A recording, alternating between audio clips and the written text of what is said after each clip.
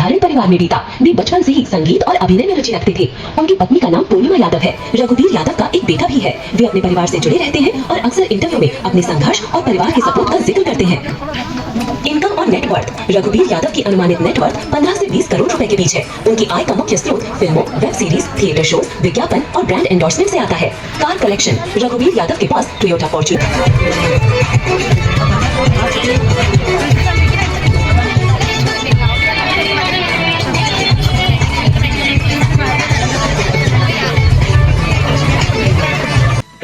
एक क्षण भी नहीं लगा और मोर की चली गई। मोर की दुनिया वीरान हो गई। ऐसे हादसे हमारे आसपास होते हैं, हमारे जीवन में भी होते हैं। अभी जो सर आए थे उन्होंने भी अपने जीवन की घटना सुनाई। उनका 18 साल का बेटा असमय डिवाइडर से टकरा करके चला गया। तो जब हमारा साथी चला जाता है और दूसरा साथी इस दुनिया में रह जाता है, तो जो साथी चला गया वो मोक्ष को प्राप्त कर गया, परंतु जो साथी रह गया उसकी वेदना को कोई नहीं समझ सकता, उसके दर्द को कोई नहीं समझ सकता। वो कब अपने जीवन साथी को याद करता है, यूं कहिए वो कब अपने जीवन साथी को याद नहीं करता। आप मोर को सामने रखिएगा और मोर के दृष्टिकोण से इसके आगे की एक गीत के माध्यम से मैंने मेघा गिर के आए तो फिर नैना भर आए, याद आई उन लम्हों की, सावन के झूलों की। आज मेघा गिर के आए तो फिर नैना भर आए।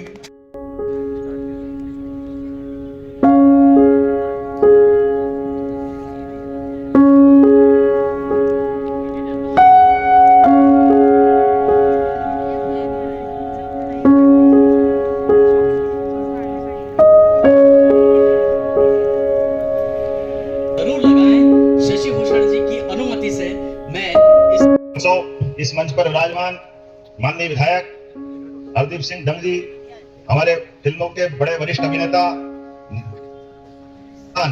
माननीय रघुवीर सिंह यादव जी, माननीय वरिष्ठ साहित्यकार एवं कवि श्रीमान विवेक चतुर्वेदी जी, राजेश कुमार जी डायरेक्टर, श्री धीरेन्द्र शास्त्री जी संस्थापक वैदिक विश्वविद्यालय। मैं अपनी ओर से आप सबका सीतामऊ में खासकर इस आयोजन के लिए नट नागर शोध संस्थान सीतामऊ के माध्यम से सांस्कृतिक पुनरुत्थान का जो ये पर्व चल रहा है, मैं आप सबको प्रथम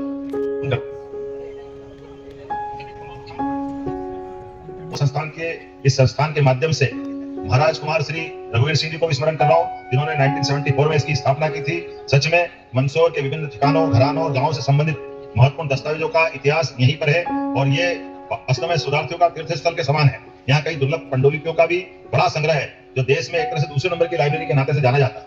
मेरी अपनी ओर से उस सारे इतिहास को भी स्मरण करने का आनंद है, जहाँ 1857 के दौर में हमारे मालवा ने और मध्य प्रदेश ने अपनी भूमिका अदा की थी। मैं मंदसौर के सीतामऊ स्थित इस नगर के लिए बहुत सारी गौरव गाथाओं को बता सकता हूँ, लेकिन समय की कमी है। मुझे यहाँ से मंदसौर भगवान पशुपतिनाथ के नए निर्माण कार्यों का लोकार्पण भी करना है और पशुपतिनाथ के लोकार्पण के साथ उसके सेकंड चरण की बात भी करना है। ऐसे समय में जब मैं भावांतर के माध्यम से, हमारी सरकार के माध्यम से किसानों के 200 करोड़ से ज्यादा की राशि का यहाँ एक कार्यक्रम करने आया हूँ, ऐसे में भाई बहन, किसान, युवा, गरीब सब वर्गों के कल्याण के साथ साथ इस बौद्धिक यात्रा में भी आपसे मिलने का मौका मिला है। मेरी अपनी ओर से बहुत बधाई, खास करके इस नाते से भी कि ये चंबल का अंचल जल जीवों के साथ कई प्रकार की विरासत को सजोते हुए एक अपनी विशिष्ट पहचान हमारे यशोधर्मन जी के समय से और अतीत के कालक्रम में कई सारे गौरवशाली महापुरुषों को साथ चलाने का रिकॉर्ड लिए हुए है। मैं अपनी ओर से सबको बधाई देना चाहता हूँ और वाकणकर जी को जरूर स्मरण करना चाहूंगा। डॉक्टर विष्णु सिद्धर वाकणकर जी, जिनके कारण से हमारा अपना ये पूरा अंचल मंदसौर, नीमच, पूरा उज्जैन संभाग और प्रदेश के अंदर भीमबेटका से लगाकर कई सौगातें मिली। तो मैं बधाई भी देना चाहता हूँ कि वाकणकर जी के शिष्यों को उनके कामों के बलबूते पर, चाहे कैलाश नारायण पंत जी हो, चाहे हमारे बीच में नारायण व्यास जी हो, जिनको 2 दिन पहले पद्मश्री मिली है, हर एक कोई व्यक्ति को आज तक उनके उन कारणों से लगातार इस प्रकार के कामों को करने के लिए हमारी सरकार माननीय मोदी जी का जोरदार अभिनंदन करो, श्रीमान नरेंद्र मोदी जी का। अंगवस्त्र, शाल और श्रीफल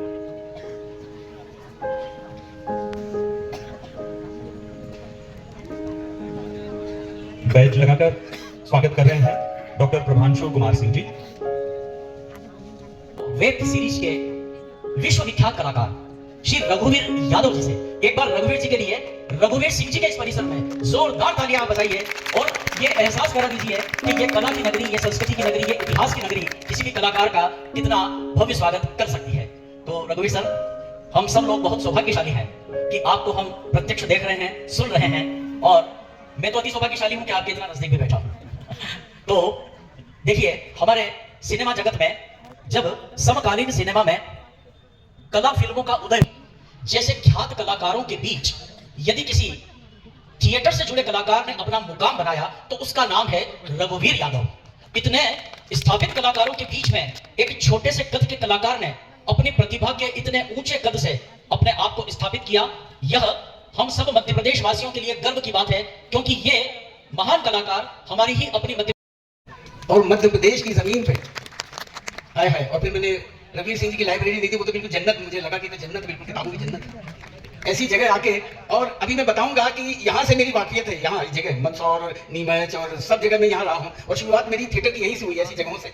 तो मैं बता दूं शुरुआत कैसे। मैं बिल्कुल छोटे से गाँव में, जबलपुर के पास है आधारताल, जहाँ एक तालाब है, तालाब के पास एक टीला है, और टीले पे एक ही मकान था, वो सारी मेरे नाना जी की जमीन थी, और अब तो नहीं है, वो थी, वहीं पे एक ही मकान था। जो हम गर्मियों में जाते तो हम खेती वेती किया करते थे। मैंने बचपन में बैलगाड़ी चलाई, भैंसे चलाया करता था, क्योंकि यादव हूं तो बस वो दूध और किसान और बस इसी में उलझा हुआ था।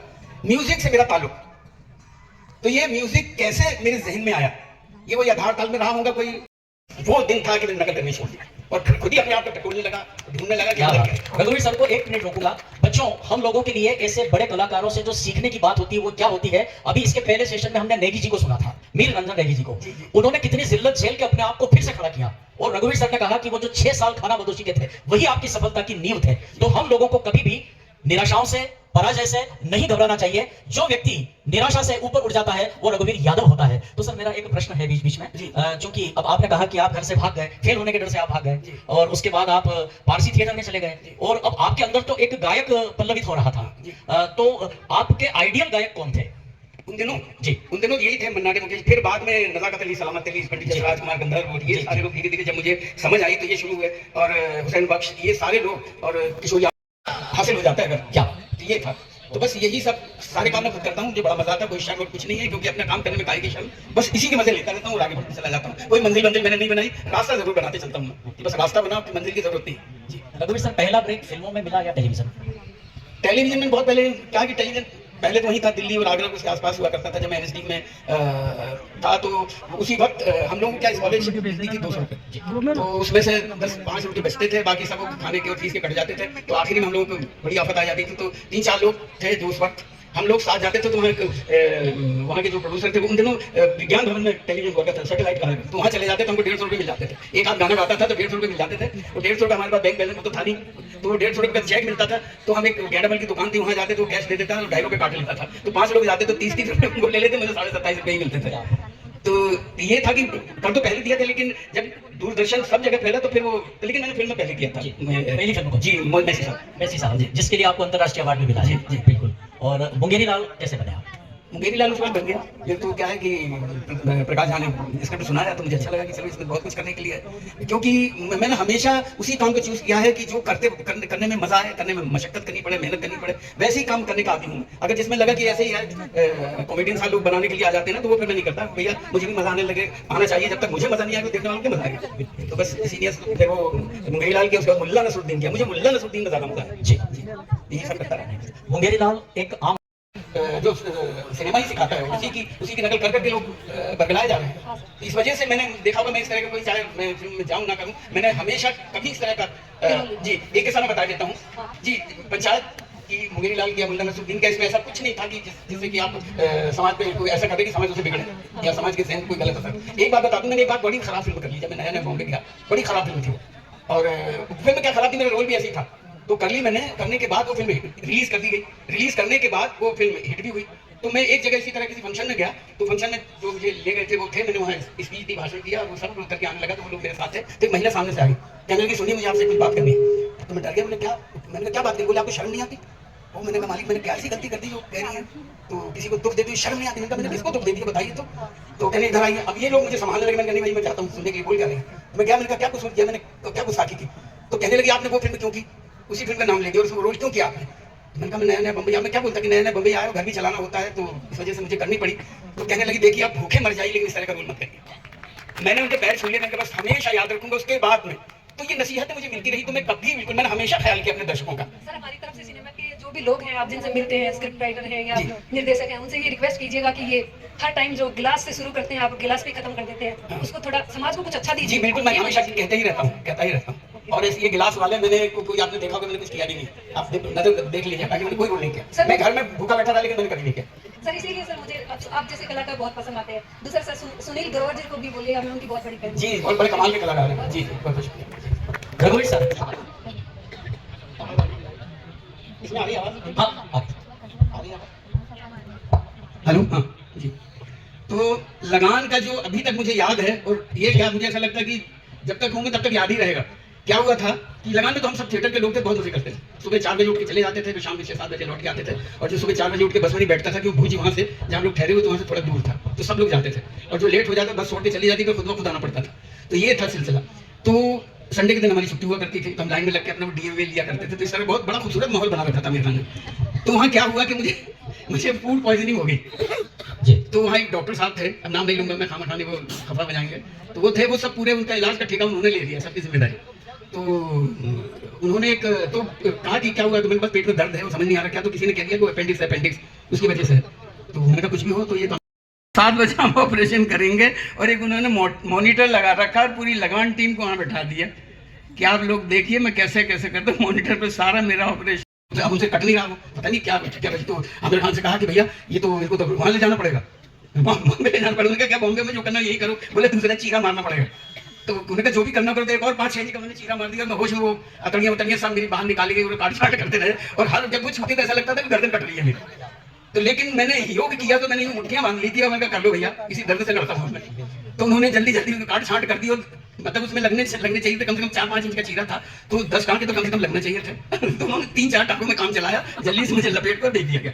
रघुवीर सर, अच्छा सुनिए, कभी बात खत्म नहीं हुई। भाई साहब 2.5 साल मैंने झेला है। अच्छा फिर उसके बाद थोड़ा ठीक हुआ। राधा कैसे ना झेले मैं नहीं हूँ, उसकी वजह ये है अच्छा कि मैं अपने को, लेकिन उसके बाद बावजूद भी मैं खड़े वो केस वेस मैंने कर लिए किसी तरह तकलीफों के बावजूद। और उसके बाद एक दिन ऑटो से जा रहा था, तो दर्द से डॉक्टर के पास जा रहा था, जो ऑटो चला रहा था, भैया क्यों जा रहे हो अस्पताल? मैंने कहा यार ये ऐसा है, ऑपरेशन किया डॉक्टर ने, दर्द था। बोले किसने किया? उन्होंने किया। अरे यार बोले कि भैया हमारी पत्नी का उन्होंने किया, तो वो आज तक ठीक नहीं हुई है, 14 साल हो गए। तब तो मैं डर गया। और यकीन मानिए 2.5 साल तक जो मैंने तकलीफ झेली है वो लगा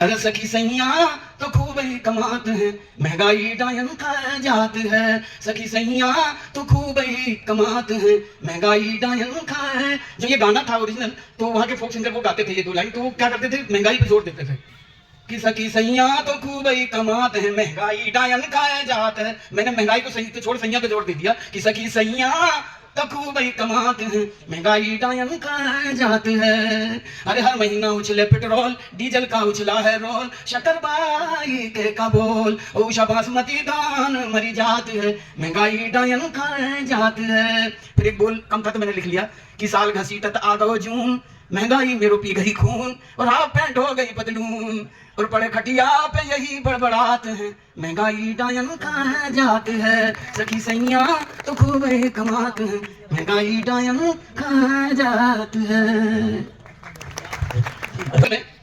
जो सिखाया जाता था दीवाना दीवाना दीवाना दीवाना। कमरे मजनू पर किसी ने आके पूछा ये सुखन कि याद लैला भी बाकी है तुझे वो खस्ततन। तो फाड़ कर मुंह से कफन बोला मजनू एकदम के दीवाना दीवाना दीवाना दीवाना। लैला लैला पुकारूं मैं बन में, मेरी लैला बसी मोरे मन में। लख्त जिगर खाने को, खून जिगर पीने को, ये ग़िज़ा मिलती है लैला तेरे दीवाने को। और शहर भर में लैला ने ये मना भी कर दी कि कोई पत्थर से ना मारे मेरे दीवाने को। अरे मैं उसकी दीवानी, वो मेरा दीवाना दीवाना दीवाना। तो सुनते हैं कि लैला के घर का ये दस्तूर था, भीख देती दर पे जो आता गदा। तो एक दिन मजनू भी कासा हाथ ले जा पुकारा, दर पे कुछ लिल्लाह दे। आई लैला और सबों को कुछ दिया, हाथ से मजनू के कासा ले लिया और लेके दिमागा जमीन पे एक बार रक्स करता हुआ मजनू हुआ बेख्तियार, आंख में आंसू थे और दिल था बेकरार। कह रहा था यूं जुनून में बार बार कि दीवाना दीवाना दीवाना दीवाना। तो लेती जा मेरे चाके गिरेबा की, हवा खाता हुआ होगा मेरा गुलू गुलिस्तान की। अदब से सर झुकाकर चुनना ले जाना की मुसीबत, कह सुनाना सब मेरे दर्द बियाबा की। अगर तैयार हो तो साथ ले आना, सुबह बनकर मेरी वरना दरे लैला पे चिल्लाना के वफूरे गम से चश्मे हो गए जारी, और गुले उम्मीद थे जितने वो कांटे बन गए प्यारी।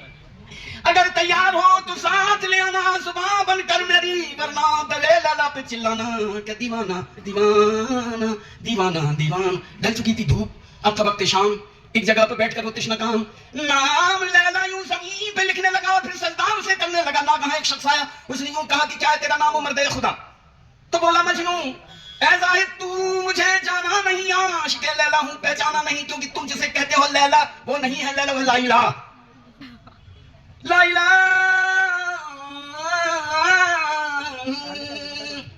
लाइला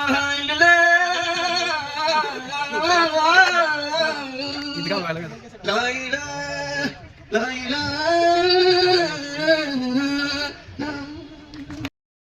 ये सारे नई पीढ़ी के बच्चे देख रहे हैं, तो पंचायत के बारे में कुछ आप बताएं, क्योंकि हमारे इस क्षेत्र में जो सरपंच महिला होती हैं उनके पति को सरपंच पति कहा जाता है, और वही शब्द आपके लिए उसमें प्रधान जी के रूप में है। हाँ, तो प्रधानपति कर दिया मुझे उन्होंने। तो सर, पंचायत से जुड़ा हुआ जो मसले हैं, पंचायत का मसले तो कुछ नहीं है। पंचायत जो मज़ेदार जो वो है उसकी बस खूबी बताऊंगा कि खूबी ये है कि बहुत ही सहज सरल उस तरह का सब्जेक्ट है, और जिस सरलता से जिस सहजता से वो किया जाता है वही वजह है कि लोगों को पसंद आ रहा है। और ये बता दूं कि सरलता और सहजता बड़ा मुश्किल काम है जो पंचायत कर बैठी, तो वही वजह है कि जिस सरलता और सहजता से वो लिखा गया और उस पर किया जाता है। उसमें जब ये हमारी जो पहली मीटिंग हुई और जब स्क्रिप्ट पढ़ा गया तो मैंने कहा भैया इसमें एक्टिंग की गुंजाइश नहीं है। जी जी जी, इसमें तो डूबना पड़ेगा, अगर डूब के काम किया तभी है, और अगर एक्टिंग की कोशिश की तो फिर वो, क्योंकि मुझसे कहा गया कि सबसे कहा गया कि कॉमेडी सीरियल, मैंने कहा अगर ये कॉमेडी लफ्ज़ हटाइए, कोई कॉमेडी नहीं, जिसको हंसना वो हंसता रहे, आप अपनी तरफ से कॉमेडी मत करिए। जी बस तो यही वजह थी कि हमने कॉमेडी वॉमेडी किसी नहीं, कैरेक्टर पे, और पूरा एक परिवार की तरह सारे लोग थे और बड़े इत्मीनान से, और शूट उसका मध्य प्रदेश में था।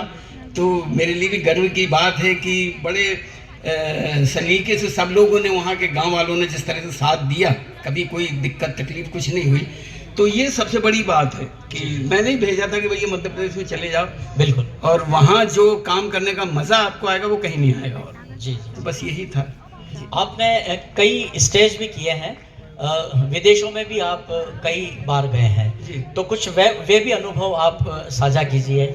अभी मैं ये एक प्ले करते हैं, हम नाटक करते हैं पियानो, बोले कि हम ऑस्ट्रेलिया गए, तो ऑस्ट्रेलिया में वो प्ले कम और पंचायत के बारे में ज़्यादा पूछ रहे थे जी, और वो तो कह रहे थे ऐसा लगता है कि पंचायत देखने के बाद हम यहाँ से छोड़ के फिर अपने सांवरे अरे नदिया किनारे मेरो गाँव रे, आ जाइयो सांवरे, आ जाइयो सांवरे, चुन चुन कंकर महल बनाऊं,